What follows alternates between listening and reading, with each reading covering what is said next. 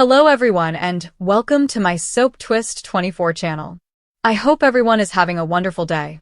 Before we begin, please hit the subscribe button and give this video a thumbs up. Forrester Creations' sleek, futuristic workplace loomed like a glass fortress atop the Los Angeles skyline, with walls covered in designs of couture gowns that marked generations of elegance and ambition. Ridge Forrester sat alone at his large desk, the late afternoon sun creating deep shadows over the room. Contracts, design changes, and financial reports littered the office, painting an image of a corporation on the verge of collapse. Forrester Creations, the corporation his parents had built from nothing, was collapsing under the weight of familial ties, corporate intrigue, and unrelenting competition. Ridge rubbed his temples, feeling the familiar agony that had become his constant companion in the previous months. At 68, he was no longer the unstoppable dressmaker who could charm his way through corporate disputes or bedroom betrayals. The years had caught up, etching lines of concern further into his face, and the pressures were building like a storm he couldn't escape. It began gently, with murmurs in the halls and sidelong glances during meetings. Steffi, his daughter and co-CEO, had grown aloof, her attention narrowed on preserving the legacy at all costs. Thomas had returned from his self-imposed exile in Paris with fresh ideas, but a lingering sense of anger. Carter Walton, the longtime COO and family friend, has recently formed an alliance with Hope Logan, shaking the foundations. Carter, once Ridge's most trusted ally, had organized a stealthy coup, using legal loopholes and shareholder votes to take power away from the Forresters. Hope, Brooke's daughter, had been the trigger, igniting a wildfire of allegations before rising again with Carter's assistance, transforming hope for the future into a weapon against the main line. Ridge had noticed the indications, but disregarded them as transient turbulence. He and Brooke had reconnected after yet another round of separation. Their fate seemed confirmed. But even it seemed flimsy now. Brooke had vehemently defended Hope, shocking Ridge with her steadfast support for her daughter's goals. She had said, "Family first." But whose family? The Logans were advancing, and Ridge felt it terribly. Eric, his father, had taken a step back following his health problems, handing over the keys to Ridge with a mixture of pride and reluctance. However, Eric's current push for a grand finale collection was regarded as out of date in the face of speedier, trend-driven marketplaces. The most devastating betrayal came from within. Carter had approached Ridge weeks before, informing him of anomalies in the books, subtle alterations in stock allocations, anonymous investments funneling money toward competitor bids. Ridge had implicitly trusted Carter, sharing his own concerns about Bill Spencer's continuing influence and Katie Logan's impending departure to a new business supported by Bill. But it turns out Carter was the mastermind behind it all. Documents revealed that Carter had been surreptitiously gathering proxies, persuading minority shareholders that the Forrester leadership was stagnant, too preoccupied with personal issues to innovate. Hope had been his persuasive partner, swaying opinions with her charm and victim narrative. Ridge faced Carter in this identical office only days ago. Carter's concept of a reorganized Forrester, more democratic and less ruled by one family's whims, created a tense atmosphere. "It's for the company's survival, Ridge," Carter remarked, his voice firm but his gaze avoiding direct contact. "We've been living in the past for too long," Ridge yelled, accusing him of ingratitude, of betraying the family after years of loyalty. But Carter stayed fast, suggesting that Steffi was aware of parts of the plan and had not halted it, perhaps even encouraged it in order to consolidate her own control. That realization had hit me hard. Is Steffi, his staunch guardian, going against him? When confronted, she denied it adamantly, tears in her eyes, insisting that all she wanted was the best for Forrester. But doubt lingered. Thomas, too, had been evasive, and his reappearance coincided strangely with the turmoil. Was he resentful of past slights, ready to seize a larger share now that Ridge's grip appeared to weaken? Every day, the tensions became more intense. Sales were declining as fast fashion knockoffs flooded the market, fueled by social media influencers mocking Forrester's old Hollywood image. International purchasers sought sustainability reports and diversity representation that contrasted with traditional designs. Ridge had dedicated hours to recreating the couture line, sketching late into the night, but focus groups dismissed them as snobbish. His heart wasn't in the trendy athleisure initiatives that Steffi advocated, but he approved them to maintain the peace. Personal strains flowed into professional strains. Brooke's conflicting loyalties produced schisms at home. Nights that had once ended in passionate reconciliation had devolved into disputes about Hope's manipulation of Carter or Ridge's stubborn control. Taylor, ever the psychologist, had offered advice from a distance, but her words ring hollow amidst her own unresolved sentiments. Ridge felt lonely, the man who had once balanced two great loves now battling to maintain one steady relationship. Health warnings had also been issued. His doctor noticed his high blood pressure and prescribed rest and medicine, which Ridge ignored. "Stress is killing you slowly," the doctor cautioned during a routine checkup. Ridge brushed it off, noting that the Forresters did not relax, they fought. However, the chest problems began subtly as a tightness during heated meetings, which was disregarded as indigestion from missing meals. On this fateful day, the culmination came unexpectedly. Carter arranged an emergency board meeting by email, and Steffi signed off on it. Ridge strode into the meeting room and demanded explanations. The agenda included a vote of no confidence in Ridge's leadership as CEO. Accusations flew: mismanagement, preference for Brooke's power, failure to adapt. Evidence was offered, including stolen emails showing Ridge overriding market research for personal designs and financial estimates forecasting bankruptcy if changes were not implemented. Ridge defended himself vehemently, reminding them of his decades of hits, the famous gowns that helped establish the brand. But the votes had been cast. Carter abstained, a final twist on the knife. Steffi voted against him, tears running down her cheeks, muttering, "It's for the family, Dad. We need fresh direction." Thomas followed suit.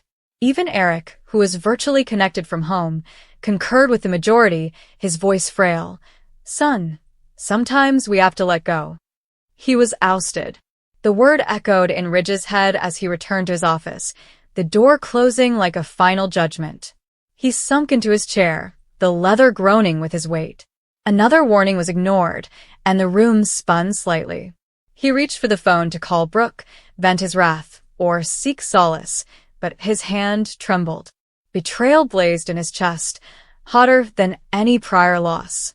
Carter, whom he had taught, Steffi, his pride, and Thomas, who had been redeemed by his efforts, all turned against him as the company's troubles worsened.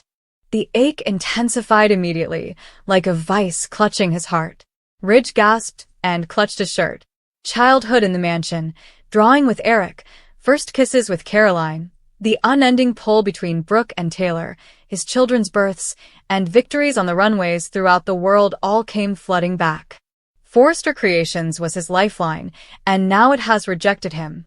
He attempted to stand and shout for help, but his legs buckled. He collapsed back into his chair and glanced at the designs on his desk. One final, incomplete creation, a garment representing enduring love. Irony twisted as darkness crept in.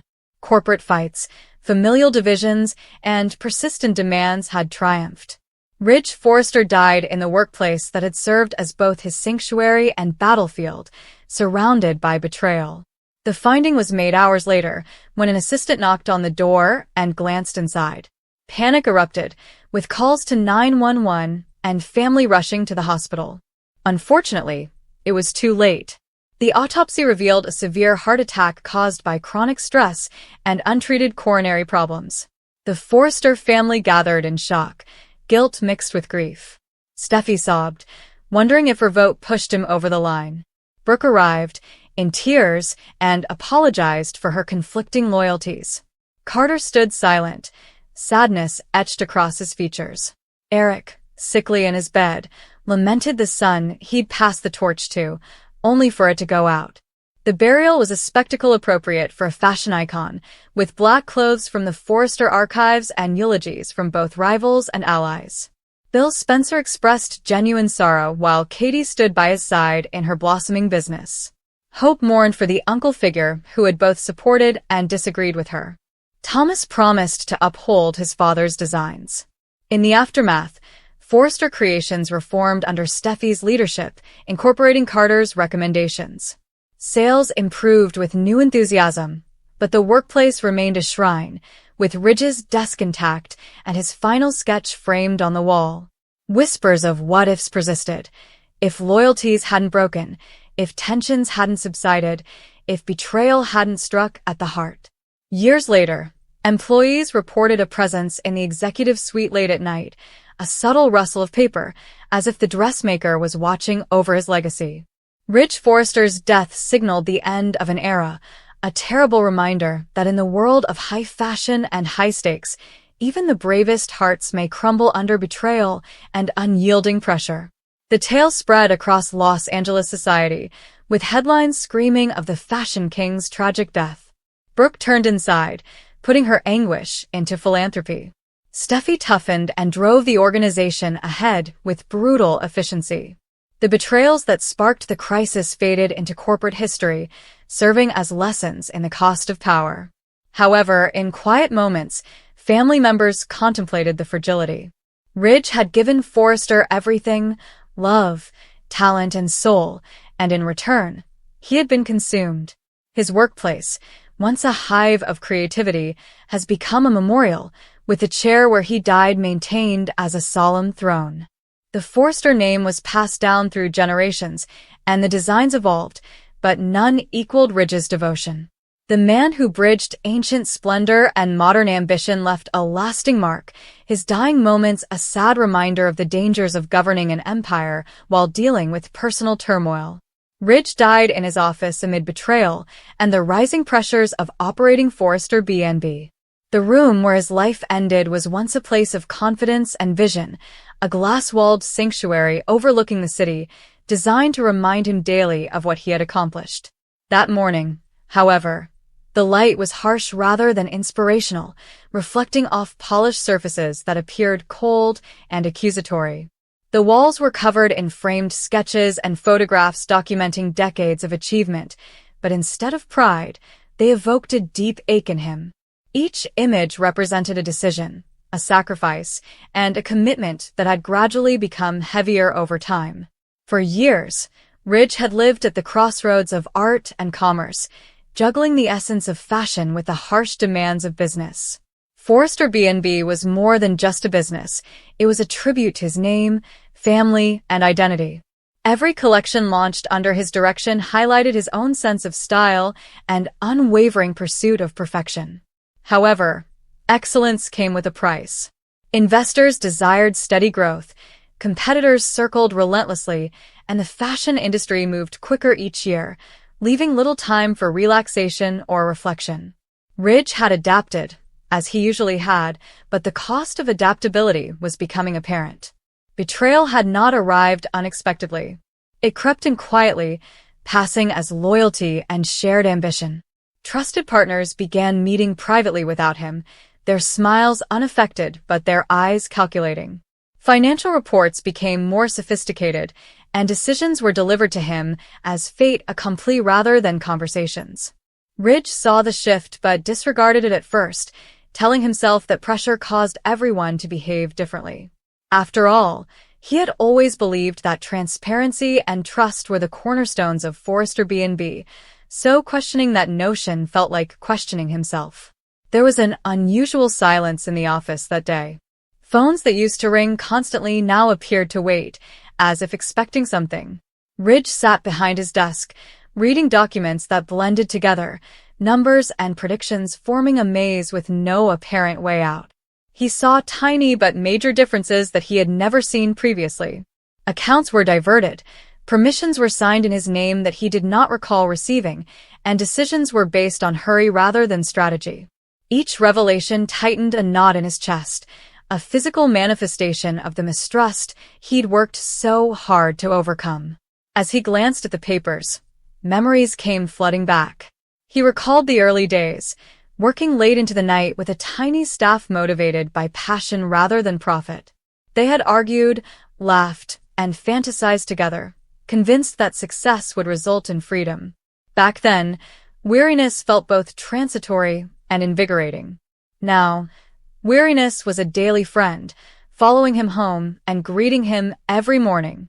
The freedom he once envisaged had been replaced by obligation, and the corporation he adored had transformed into a machine that demanded everything he had. Ridge stood and approached the window, putting his hand against the cool glass. The metropolis below moved with indifferent efficiency, with people rushing to somewhere unknown to him. He wondered how many of them felt stuck by their own accomplishments, imprisoned by what they had worked so hard to achieve. His mirror stared back at him, older than he remembered, with deep lines from years of responsibility and constraint.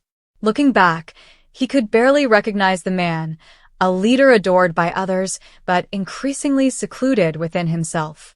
The treason became obvious when an email appeared on a screen, either unintentionally forwarded to him or sent on purpose by someone whose conscience had finally roused. It revealed a strategy to restructure Forrester B&B without his involvement, with him serving as a symbolic figurehead while actual control went elsewhere. The wording was nice, even complimentary, but the intention was clear. They had determined that he was expendable, a relic of a bygone period, too emotionally committed to the company to make the difficult decisions they considered necessary. Ridge's fury rose sharply and suddenly, followed by a deeper sensation of sorrow. These were the individuals he had mentored, promoted, and defended. He had entrusted them with his vision and vulnerabilities. The fact that they had collaborated behind his back hurt more than any financial loss could have. Betrayal, he realized now, was more than just deception. It was the disintegration of common meaning. The company no longer represented what he believed it did, and the loss felt deeply personal. He returned to his desk, determined to confront them, hold an emergency meeting, and restore his authority. However, as he reached for his phone, a rush of sickness compelled him to sit back down. His heart raced, pumping frantically, and he breathed in tiny breaths. He had disregarded the warning signs for too long: sleepless nights, constant headaches, and the doctor's recommendation to calm down. There was always another deadline or issue that appeared more important than his own well-being. Ridge's thoughts became disorganized as the pressure in his chest increased. He pondered if things might have been different if he had let go earlier, delegated more, and believed in himself enough to take a step back. He thought about his family and how his continual absence and focus had damaged their connections. He had promised them time and presence, pledges made in the name of future security that now felt painfully abstract.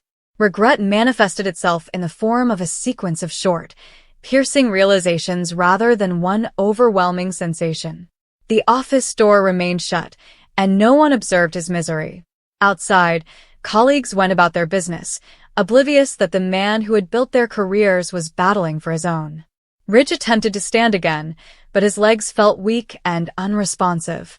The room appeared to constrict, the walls drawing closer as if to cage him in the very space that represented his triumph. Even as his power dwindled, he recognized the irony. Ridge's thoughts drifted back to the reason he had started this voyage in the first place. He remembered the pleasure of making something beautiful, of expressing ideas through fabric and form. That joy had been genuine, unaffected by market share or shareholder expectations. He recognized with bittersweet clarity that the industry he adored had transformed into something he no longer understood, and that he had been clinging to a version of it that no longer exists. His breathing slowed, and each intake was more difficult than the last.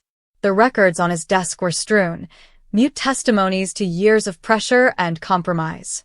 Ridge's eyes lingered on a framed shot of an early runway show, with models frozen in mid-stride, oozing fire and hope. He managed a tiny smile, grateful for the recollection even as his body failed him. Ridge ultimately collapsed quietly and without drama. The workplace absorbed the moment with casual silence, sunshine streaming in as if nothing had happened. It would be hours before someone found him, during which time the corporation would continue to run, with emails being sent and meetings being held, unknowing that its cornerstone had collapsed. His death, like his life in recent years, happened alone, surrounded by symbols of accomplishment that could not save him. The news of Ridge's death sparked shock and national sadness. Tributes poured in, applauding his vision, leadership, and achievements to fashion. Few would talk out about the personal battles, treachery, and intense pressure that had defined his last days. The narrative given to the world would be one of heritage and achievement, meticulously controlled to protect the brand he had created. However, underneath that narrative lurked a more nuanced fact. Ridge's death was caused not just by physical failure, but also by a system that encouraged overwork and quiet misery. It was a reminder of the human cost of corporate success, how ambition can turn into obsession, and how easily trust can be lost in the chase of power. Forrester B&B would survive, adjusting and evolving as businesses do, but without the man who had once given it life. His items would eventually be boxed and stored or distributed, and the workplace would be emptied out. Another executive would take the chair behind his desk, bringing new tactics and priorities. The city outside would remain static, its rhythms unbroken. But for those who genuinely knew Ridge, his absence would be a somber reminder of what happens when visionaries are pushed to their limits and betrayed by the same organizations they establish. Ridge died in his office amid betrayal and the mounting strains of running Forrester B&B, bringing a tragic end to a life marked by dedication and sacrifice. His experience served as both a cautionary tale and a demonstration of the delicate balance between ambition and humanity. Finally, the legacy he left behind was judged not only by financial success or professional recognition, but also by the unsaid lessons his life and death taught those willing to listen.